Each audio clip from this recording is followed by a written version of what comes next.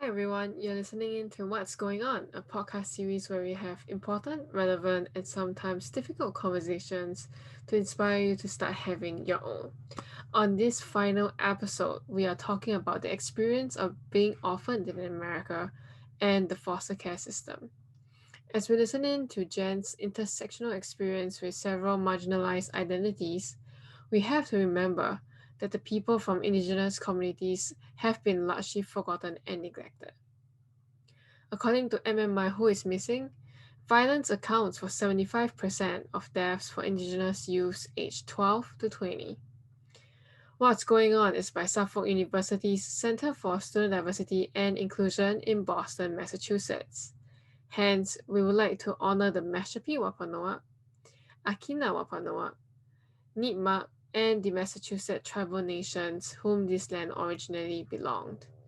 It is imperative to acknowledge the Massachusetts tribe, who historically lived in areas that make up present-day Greater Boston.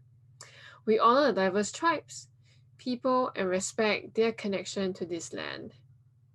To know more about the land you are on and how you can support the local indigenous community, please visit www.native-land.ca. And for those of us in Massachusetts, maindigenousagenda.org. You can also find out more about the epidemic of missing and murdered Indigenous people at mmI.whoismissing.org. With that, let us jump right into the episode with Jen Macias, founder, designer, and creative director of Duende Design. Oh, and be sure to stay back till the end. I have a farewell message for all of you. Hi, Jen. Hello. How are you doing? I am alive and kicking. How are you doing? I am coping as much as I can during this time as well. Would you want to introduce yourself to our audience? Absolutely. My name is Jen Macias De La Parra. I use pronouns she, her. I'm a variety of things. I'm multiracial. I'm a second generation immigrant. I'm a class migrant. I grew up as an orphan in poverty, experienced foster care, and now I'm a business owner that works in creative. I also happen to have an extensive STEM background. And yeah, so it's interesting. I've navigated the world holding the tension of opposites through a variety of scenarios. And I think in the relevance of this conversation, what makes it interesting, well, one of the components in which I viewed that experience as being multiracial. And to unpack what that means for me, because that means different things for different people, is, my mother was white, specifically like Croatian, Greek, Balkan. My father was of mixed heritage, including Chinese, Mexican, and of Native American descent. So that has been a big part of how I've navigated the world. I like that you use the phrase tension of opposites. I think that sounds like, according to your introduction, encompasses a lot of who you are in terms of your identities. And you mentioned that your mom is white and your dad is a mixed heritage, and also you're an orphan. So if you're comfortable, would you share with us? Because my perception of, or rather what I know of orphans tend to be that they don't really know their parents. Mhm. So if you are comfortable sharing that. Yeah, absolutely. I think the term orphan is really colored by media, right? Which has some pretty extreme narratives. In my case, the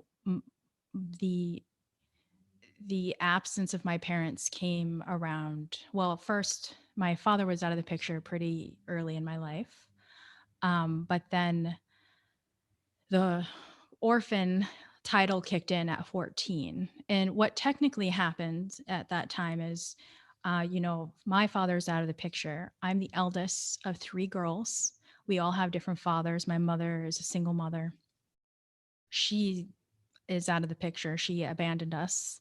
And so what happens at that point is, you know, Child Protective Services steps in, CPS in short, and you become a ward of the state until they can assign guardianship to you. So in our case, because we all had different fathers, it meant that they would initially try to send us to our fathers or someone else next of kin, which in my case was my maternal grandmother, my mother's mother. Um, so that's what I mean by orphans. So the technical term is ward of the state. And because with the way that CPS navigated our situation, we got separated. Well, our youngest sister got separated from us, and we ended up being assigned to our grandmother in terms of guardianship. So that is a part of foster care. Foster care also means a variety of things as well. But the umbrella idea behind it is that you are not in the possession of your parents. So you mentioned that the foster care system comprises of a lot of different things, for the lack of a better word. Would you be keen on elaborating? Because again, I don't know if the audiences out there know about the different dimensions of foster care, and I believe that the foster care system, based on my own knowledge, is that it kind of did not serve its original intention and purpose. And so if you can talk more about that, that would be insightful. Yeah, of course. I will be clear from the beginning that this is my experience. So I don't want to make any assumptions that this is the experience for others, obviously. And also, Child Protective Services operates differently from state to state, is my understanding as well. So at the time that I experienced this, I was living in Arizona.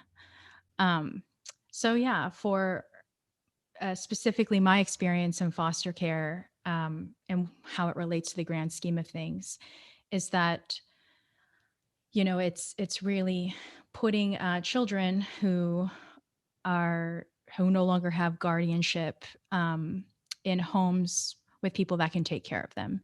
And typically in the foster care system, that means that comes with some form of financial support. Now, some may argue that it is not really a lot, while others would argue that it's pretty significant. And honestly, it depends. Because I was so young when that happened, my a lot of what I learned is from my personal experience and the impressions that I learned from my grandmother, who was very opinionated about the process. Um, and I remember her being frustrated because the financial support that she was getting was so lean for taking care of two kids. And but she wasn't exactly transparent about all of the things, like all of the logistics. But in my experience, I'll talk more broadly about, CPS because that is a part of, foster care, right? So I had a lot of experience with CPS being a part of my life all throughout my childhood for a variety of different reasons. And for people who don't know, CPS typically intervenes when there's something happening at home where children are at risk, whether it's domestic abuse, whether it's, direct abuse to the child, whether it's abandonment, or reports of something going on that is not great for children. And so I had experienced a variety of trauma and abuse that resulted in CPS intervening in my life at different periods of time. Like I remember being in high school and there were a few times where I was pulled out of class to be interrogated by, CPS.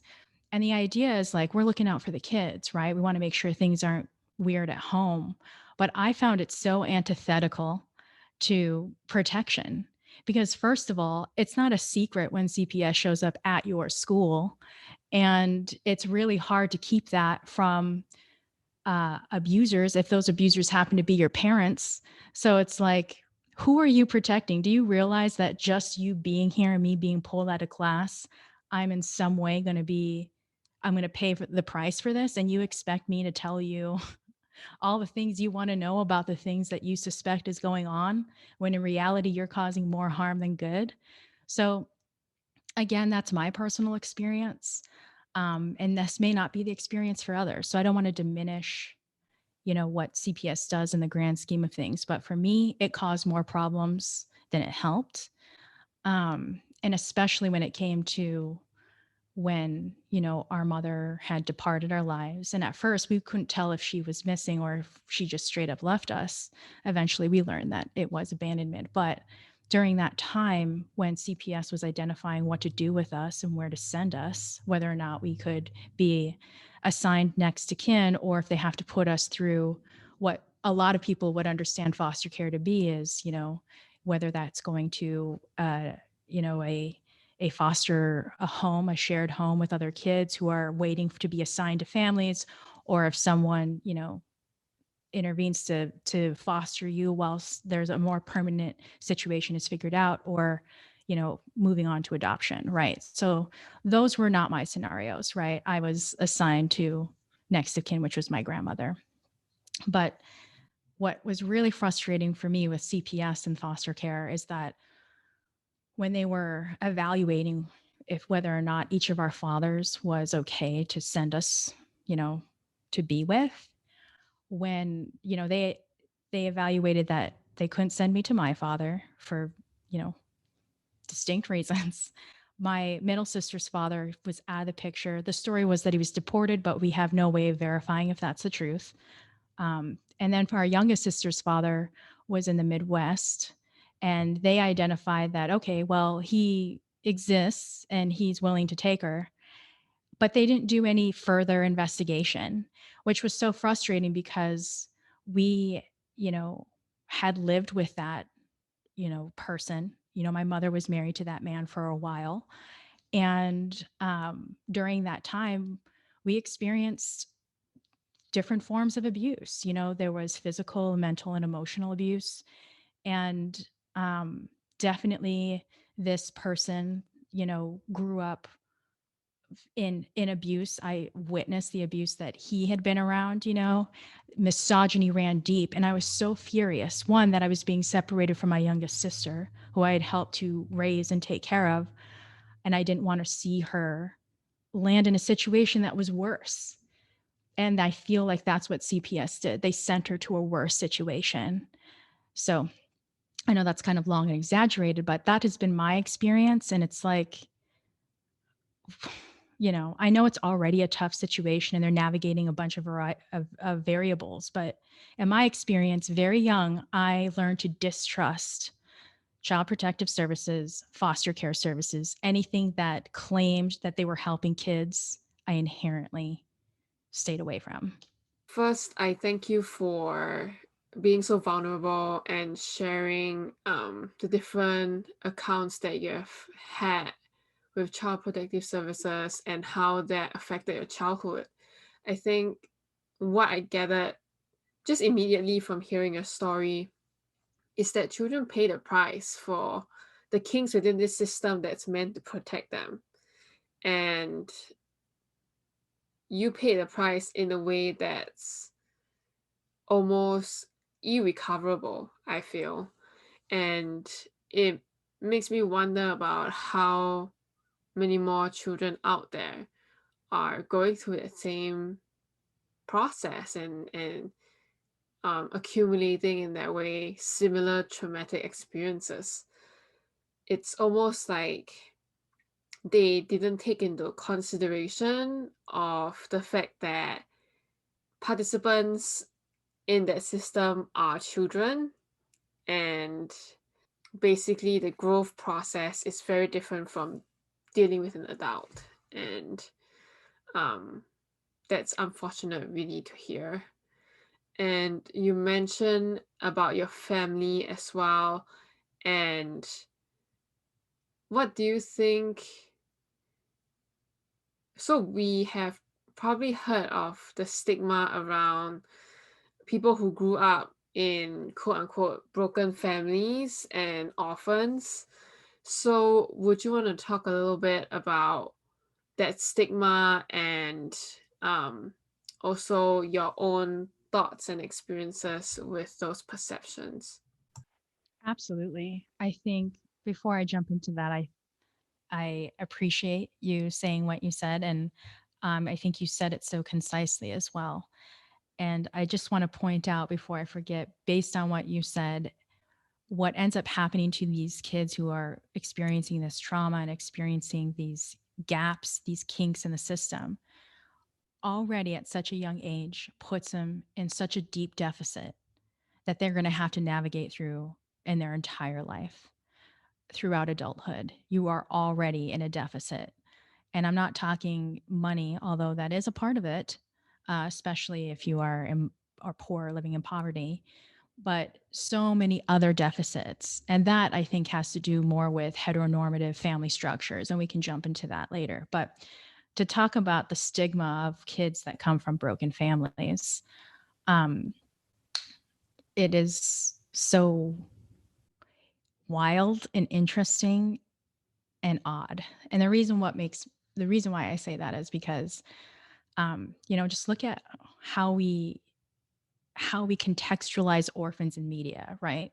Like when we look at like superhero stories, right? Who's the evil mastermind? Oh, the orphan that experienced so much trauma in their lives that they are taking that grief out on everyone else.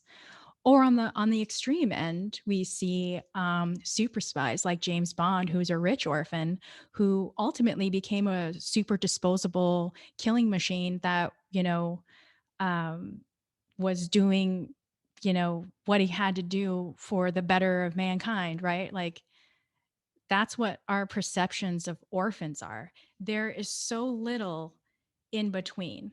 Like, where's the story about the orphan that experienced a bunch of trauma, worked through all their shit, and became a loving human being? Like, that's less grabby, right? We have less interesting things to say about that, right? And so I think it perpetuates this idea. I mean, there are some people who do experience that trauma so deeply that, of course, it's going to have profound impacts on their behavior. And the CDC has had a study for years that unpacks adverse childhood experiences and how it can contribute to behavioral issues. But it doesn't necessitate broken people. And I think that is another thing about heteronormative families and functionality of people, is that we don't acknowledge, or we're really bad at acknowledging, at least in the US, in my experience, the realities of human struggle, right? That human struggles, if you have them, then you just got too much baggage to deal with, right? We see that in how we talk about dating. We see that in how we want to grow our families. Like for instance, for me, I just turned 35 in December. And for any women who are listening between the ages of 30 and 35, you know what question I'm going to bring up that we hear all the time: when are you going to have kids?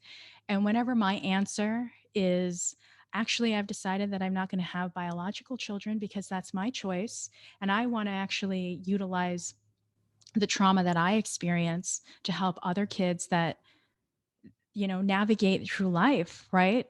That they can be a part of a family even if they're not blood related. So, but that answer, my answer saying, actually, I'm really interested in adopting, isn't good enough. It's not good enough.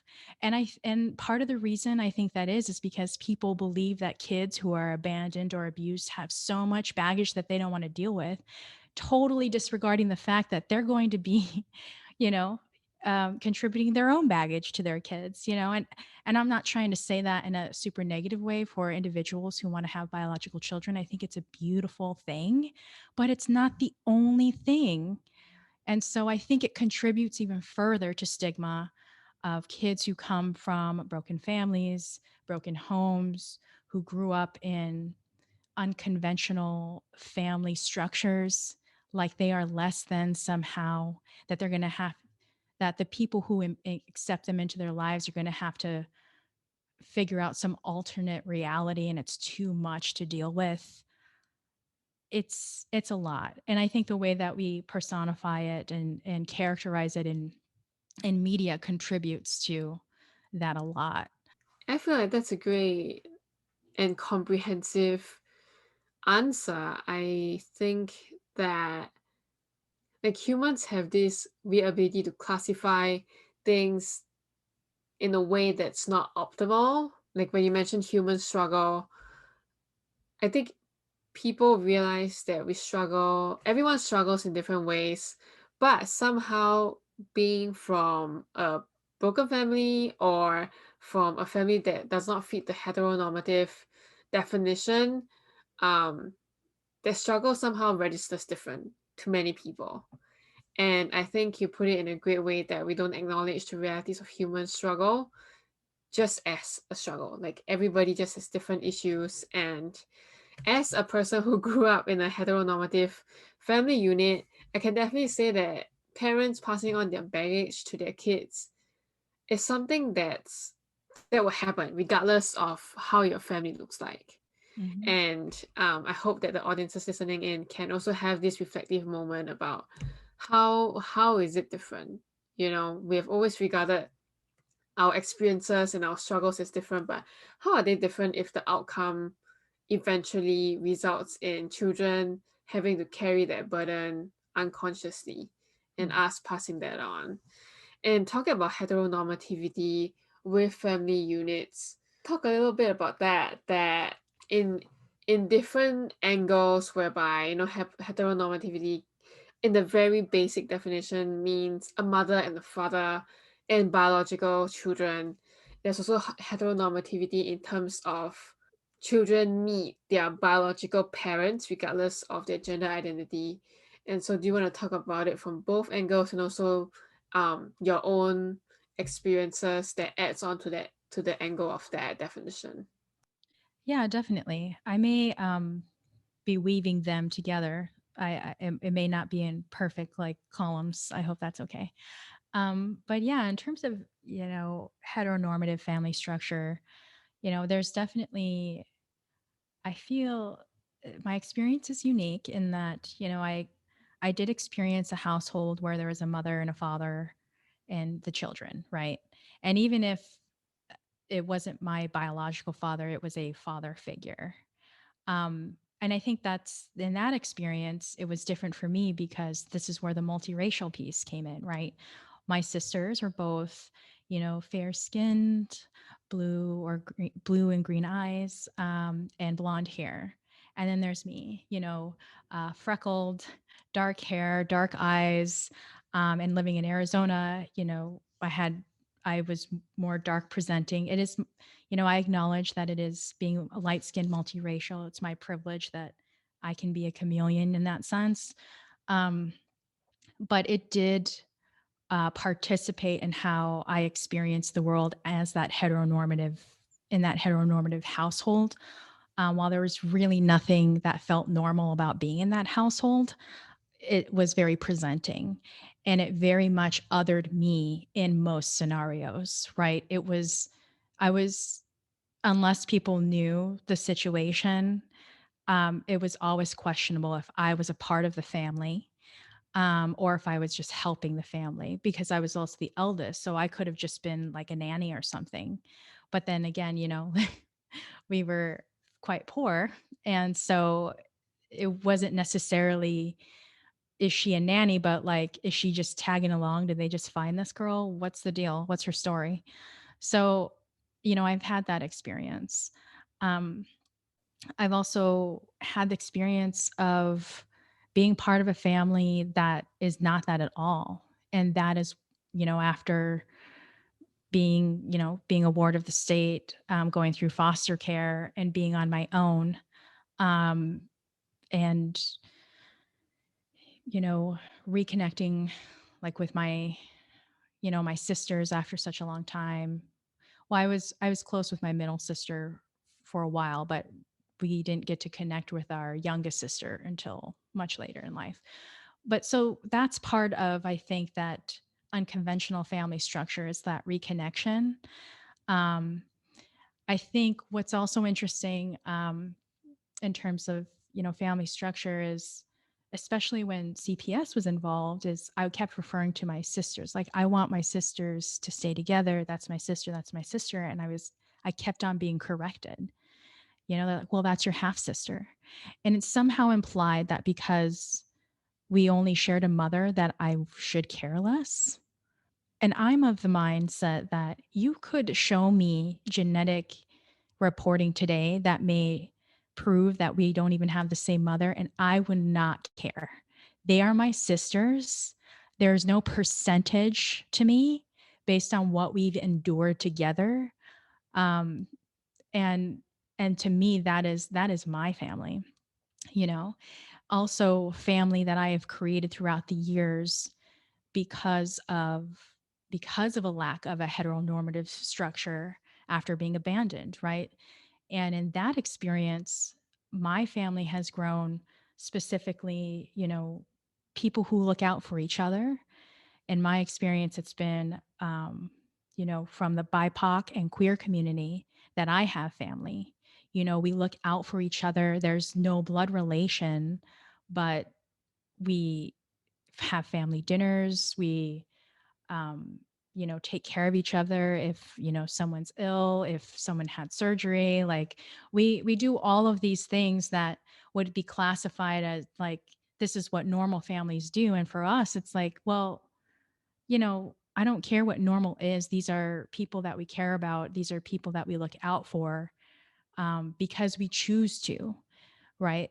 And so I want to be careful because I don't want to diminish, families that are biologically linked, like, in that way, because that can be a beautiful thing. But when you are often outcast for whatever reason, and especially when you're working from such a deficit because of the traumas that you experienced in your life, your family morphs into something quite beautiful and considered to be unconventional, but an incredibly powerful thing.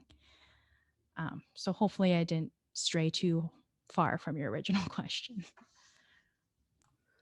No, I think firstly, I don't think there's any straying with this conversation. I think it's a lot of exploration about a lot of different identities and experiences, which we have talked about in extensive form. Your experience as an orphan and within the foster care system and child protective services. We'll also be talking about being multiracial in America and how that influenced your experience growing up. So it's really, with this podcast series, it's really about exploring people's experiences and people's stories. I think that's what ties us together.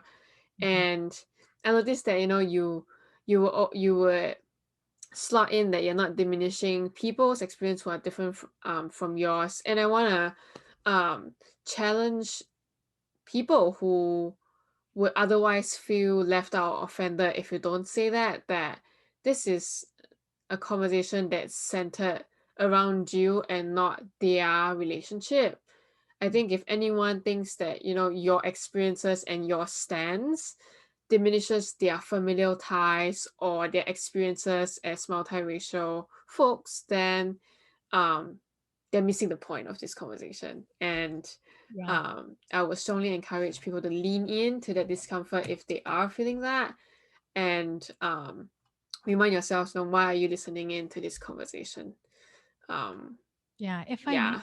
I think a part of why I do that instinctually, like, I know that this is a safe exploratory space, but it is so ingrained in me to justify my existence, to justify how I navigate in the world because of how our society is structured. So I'm going to try to be proactive about that, but about not having to necessarily qualify all of my statements.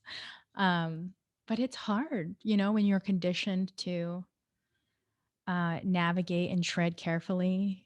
I mean, I think that's part of, you've asked me the question about what it's like being multiracial in America, and that's a big part of it, is tread cautiously and make sure that you're not diminishing those ideals that seem conventional just because you want to clarify Yeah, that's something that I have to proactively work on all the time.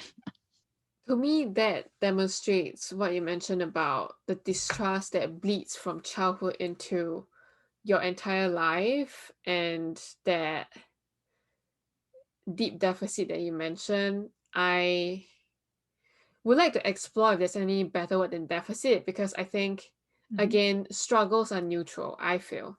Or at least from what I've learned today. And I have always been a strong believer that, languages can move mountains in that way. And so um that was, I feel, a moment of clarity for me, of how that distrust is tangibilized. So I appreciate you sharing that as well. Um, Another thing I want to add also about you sharing, and you starting earlier with answering the question by saying that, if they have clear columns, with talking about families and heteronormativity in that way. And that kind of reminds me, this gets a little bit sciencey, but I hope people would stay with us, that our brains are so used to um have this tendency to categorize people the moment we meet them. We want to know um if they are man or woman, if they what race are they from, and even their class based on what they wear. And I think a lot of the movement towards equity focuses on this unconscious bias and things like that.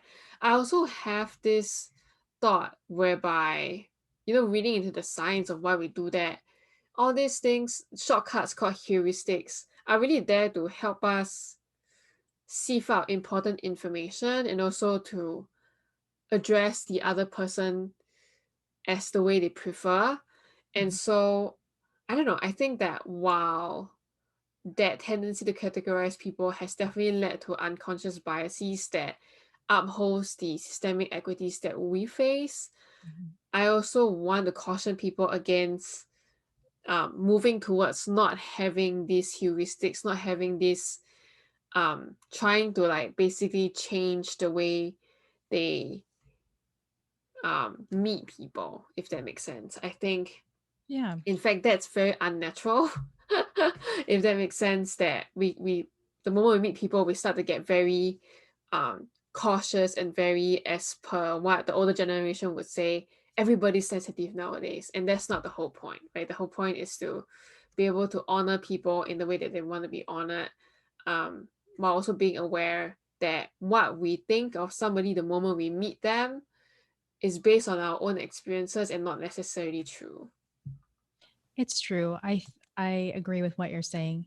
I think, a part of it, you're talking about getting into the sciences of things, that immediate categorization, often it really comes from, very inherited survival mechanisms, right?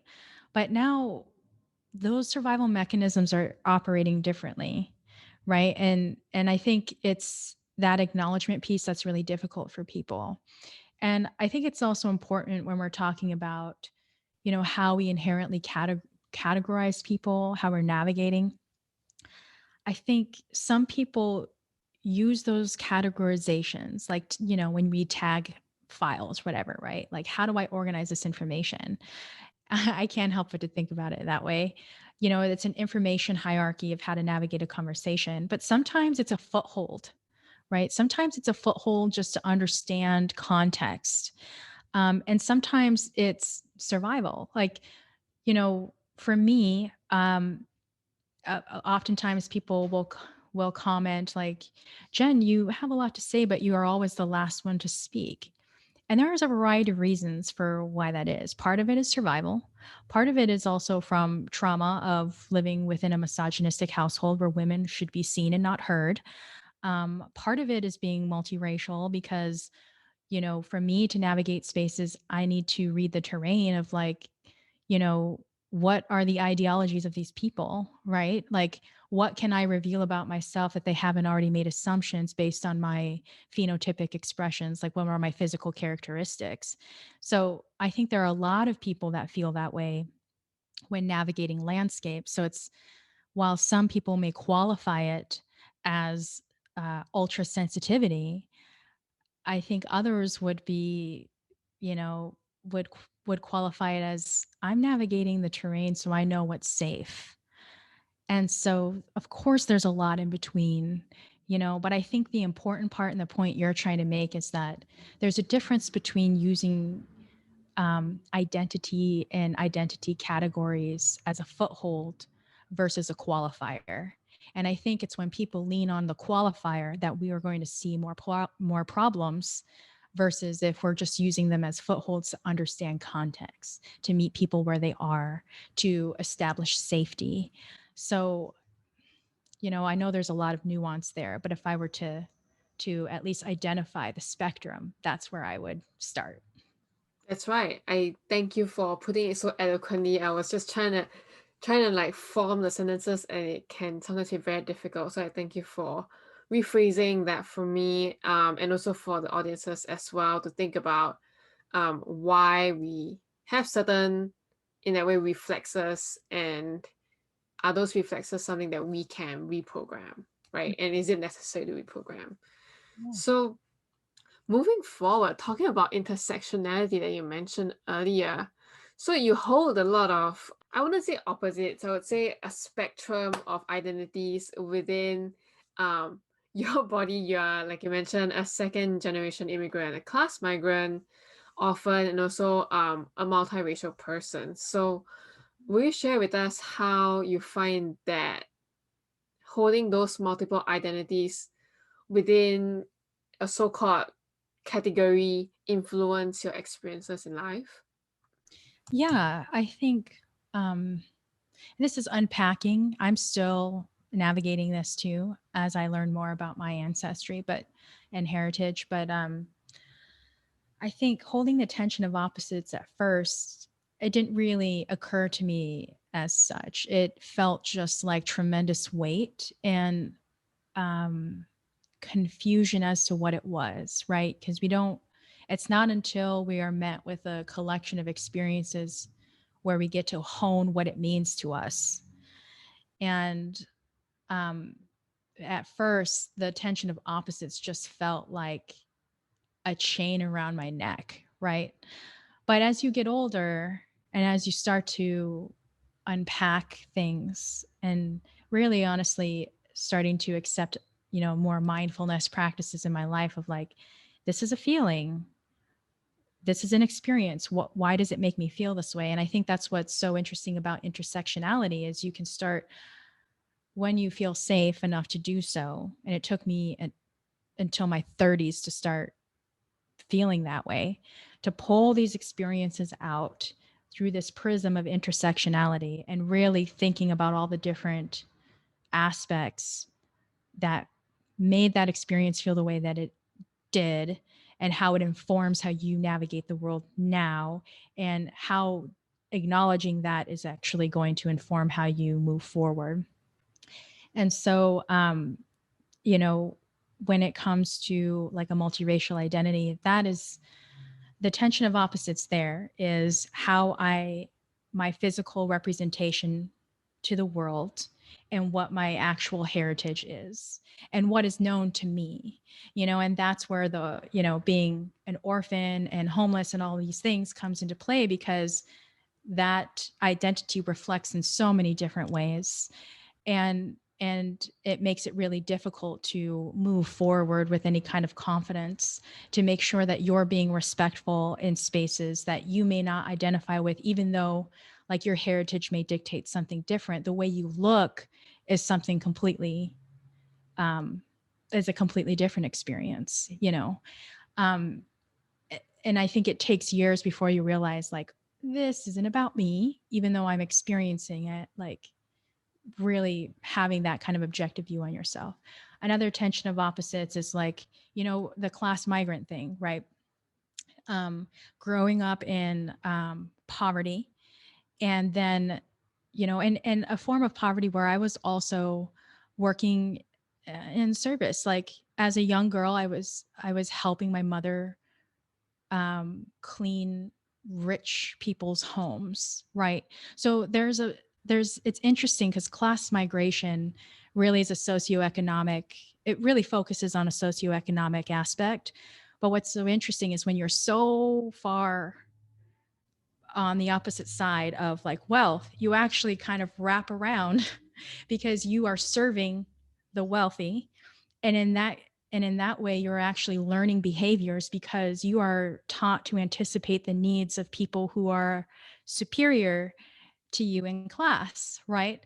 And so it's this interesting behavioral model that you navigate with a lot of complexity as, I had the privilege of going to college, and being educated and remembering these behaviors that I had witnessed, when I was younger, and trying to navigate and constantly feeling like an imposter. So that's what I mean. That's my experience in holding the tension of opposites. And then when it came to what I was interested in, I was deeply interested in STEM.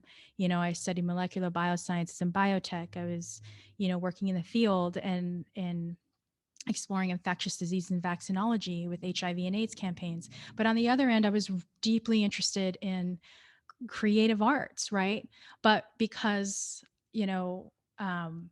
I was in this position of having to look out for my family, even though I desired to be in creative, I could not justify it because I needed to take care of my family. And the best way to do that in our heteronormative society that says lawyers and doctors are the way to go if you want to make it in America, I skewed to science for such a long time, thinking that that would help me out of my situation. And in reality, the thing that saved me is the thing that I love the most, which is, creative exploration.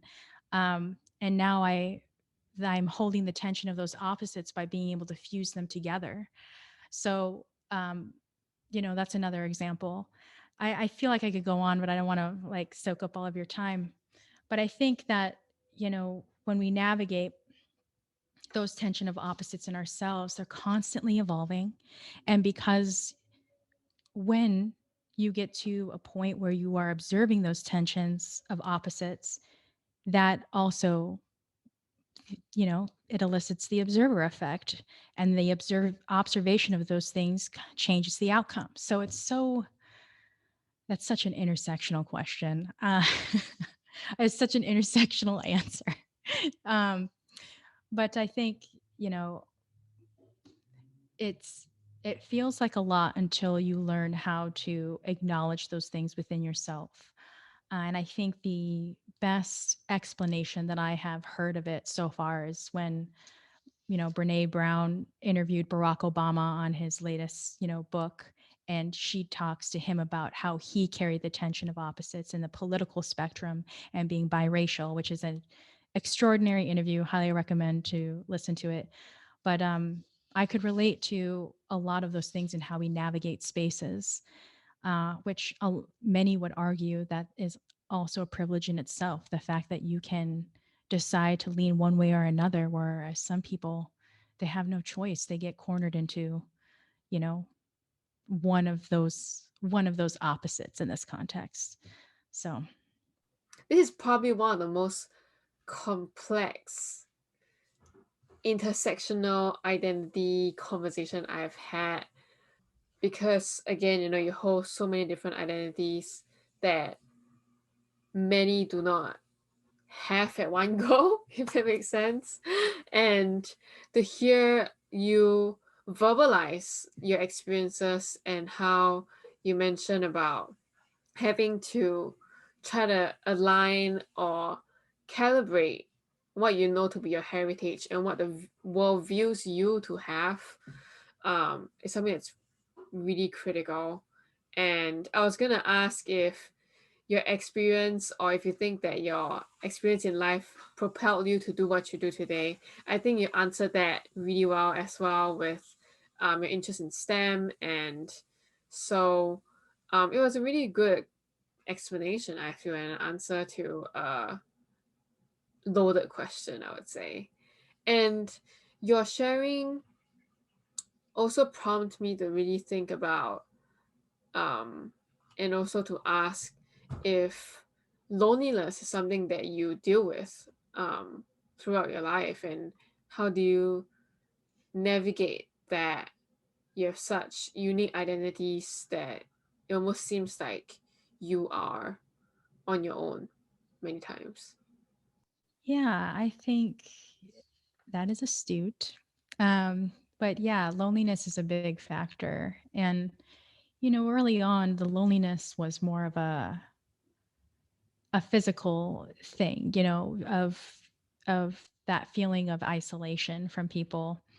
The othering, especially when you're multiracial and compared to the rest of your family that doesn't look, like you. But there's so much more to that isolation that happens in a variety of ways. And so, um, yeah, it's distinct and it expresses itself in different ways. And I'm trying to think of a relevant example. Oh, here's one. I got one actually.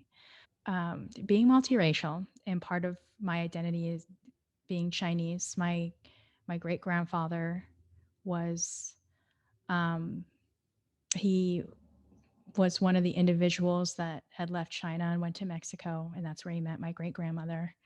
And I've learned of the experiences that he had being Chinese, um, and how when he had his children, my grandmother being one of them, how I recently learned that she had such shame for being half Asian, right? And in that time in Mexico, there was a lot. I mean, there was things going on between China and the States, and there's the things that going on in Mexico in terms of tensions between, Mexicans and the Chinese. And so there was like these internalized things that were happening because my grandmother was certainly presenting, right? Now there's me who is very much mixed.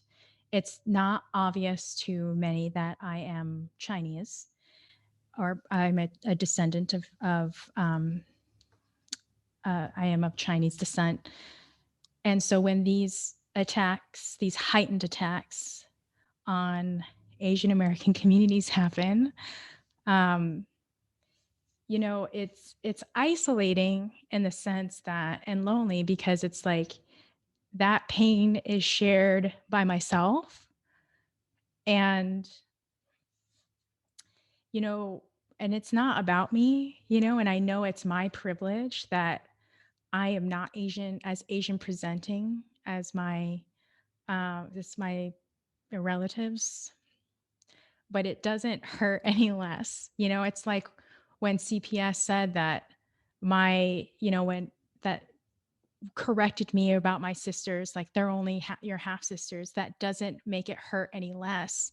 And yet sometimes that pain is felt, but it's because of my mixedness, I do not have permission to express that it affects me. Right. And it's not about me, it's about, and I know, speaking to you about this in particular, like that pain is felt, but somehow I'm not allowed to express that. But what I can do is reach out to the people that I know and care about and make sure that they know that they are loved, that they are valued, that they belong here. And so I think that's a nuanced form of loneliness. And that's not just, that's the most recent example. I also experienced that a lot with, things that are going on at the border with these children from Mexico being detained. Um, those feelings, I feel these feelings so strongly. But if I were to express opposition or in any way, like I feel this inherent need to qualify why I feel that way, as if just seeing any human being going through these things isn't enough. Because of my mixedness, I have to be careful about how I express my grief and my pain in some way because it may be seen as performative, right? Like, well, you're not that presenting. So, like, what do you care? Like, you're not that presenting. So, it doesn't affect you as much. And there is a kernel of truth to that, of course. Like, my fear is very my package of fear that I have is very different from those who more strongly present their heritage, their phenotypic expression. And so I'm sorry if that's a little clumsy and emotional, but it is a nuanced form of loneliness that's specific to being mixed. Um, but of course, there's also like there's instances of loneliness that I felt throughout college, which really built up in anger because I was homeless, right? So because of our society's heteronormative ideals of families, like when I went off to college, I lived in Arizona. I got into a college in San Antonio, Texas, and the dorm was my home. But the assumption is like, okay, it's holiday time. See you later, kids. They're going to go off to their families. And I know international kids experience this, right? It's like, I have nowhere else to go. This is my home. This is where I live. And so even though I had the kindness of people in my life to allow me to like stay with them, you will always feel like you are intruding on someone else's space. And there had been times where I would just sleep in my car because I just, while the kindness is so beautiful and overwhelming, there's still this state of rest that you can't have because it's not your home. You are an outsider. And so that contributed to a significant level of loneliness. But what's interesting about that, and I promise I'm nearing a conclusion here, but um, that's when I came across this Maya Angelou quote that where she spoke about what freedom meant to her, right? And she said something about, freedom to her was um, in part belonging nowhere and belonging everywhere and no place at all. As I got older and I worked through my trauma and I worked through my anger, and that loneliness that I had felt for so long, the tension of opposites that I had navigated the world with for so long, turned out to be this untouchable form of freedom, of realizing early on, like, I may never have a partner in my life, and that's okay. I may never have a normal looking family, and that's okay. I may never be included anywhere, and that's okay because I know how I want to operate and navigate through my life, and that I don't need these things to tether me to dictate or qualify my value as a human being. And I think that's where it starts to transform, that loneliness that I had for such a long time was really my freedom. And I think it's still something that is evolving, and I'm sure it's going to be a lifelong honing process. But I feel good about where it's landed so far. Thank you. I feel a lot in what you mentioned. I am a very emotional person, and so I might be biased, but I don't think that emotions in any conversations, including at the workplace, is something to apologize for or to feel negative about. And I think that's also part of the misogyny that we have in society. Um, I feel a lot when you mention about the dorm being your home.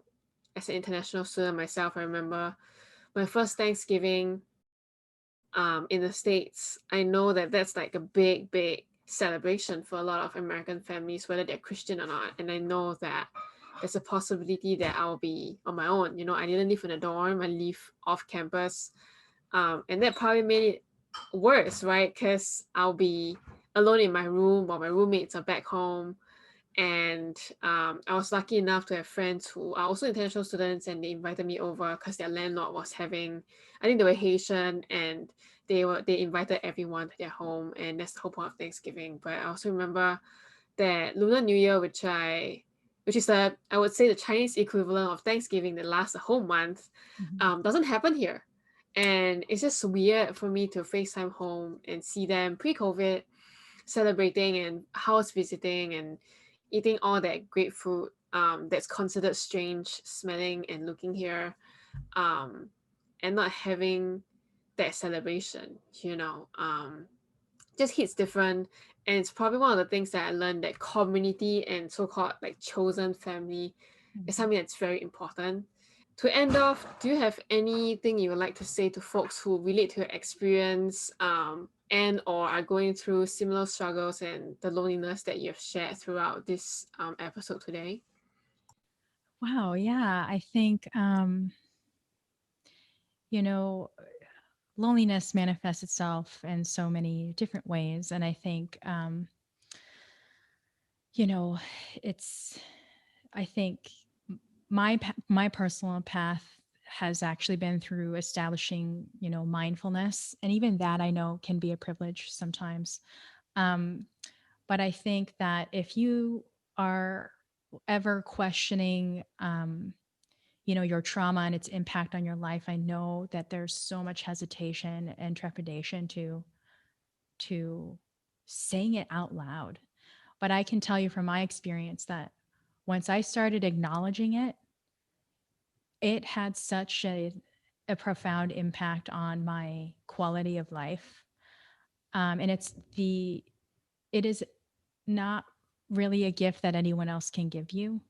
It's the only thing, it's something that you can give yourself, and it's difficult. So if you find it hard, if anyone is finding it hard to unpack trauma, there's two things I can think of. Of course, there's a variety of things you can do, but there are two things I can think of. And one is, and I know this sounds silly, but I couldn't afford counseling until I was well into my 30s. And so I would talk to myself in the mirror and explain what was going on. And it just helped me crystallize what I was feeling, because sometimes you feel it, but you can't articulate it.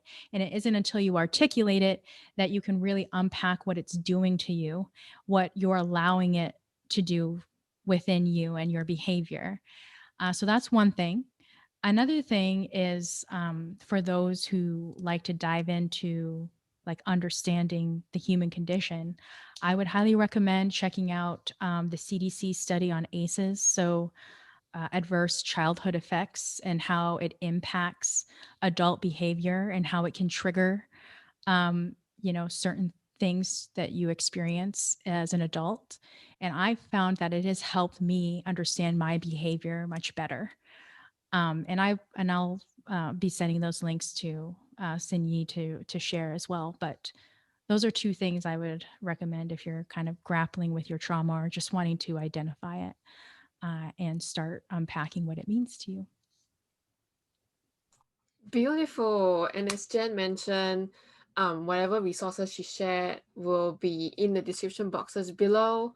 And thank you, Jen, for taking the time to share with us. It was really insightful and really fragile in a good way. I love that moment that we had, the hour that we had, and I hope the listeners enjoyed it as well. Yeah, thank you for creating a safe space and inviting me to chat. And with that, it is now time for me to say goodbye. What's Going On has officially come to an end as I graduate from both my academic career as an undergraduate with Suffolk University and also as a diversity peer education scholar with the Center for Student Diversity and Inclusion. My original purpose of starting this podcast is to inspire folks like you who have been listening in to explore possible topics of humanity that you have never thought of or that you thought you knew through the sharing of real human experiences. As Jen has mentioned, the commonality between all of us is the human struggle, and the path to equity is long, possibly even longer than my own lifetime. There is a school of thought that it is only through the dismantling of systems that will lead to true equity, and that conversations will lead to nowhere. But I beg to differ. I learned in life that no two human stories are the same, and the emotions and connection we feel from sharing those stories can spur us into motion, if not action, and then a chain of thoughts that lead us there. I hope that there is at least one episode in these two seasons that have spoken to you, or that you have learned a new perspective about.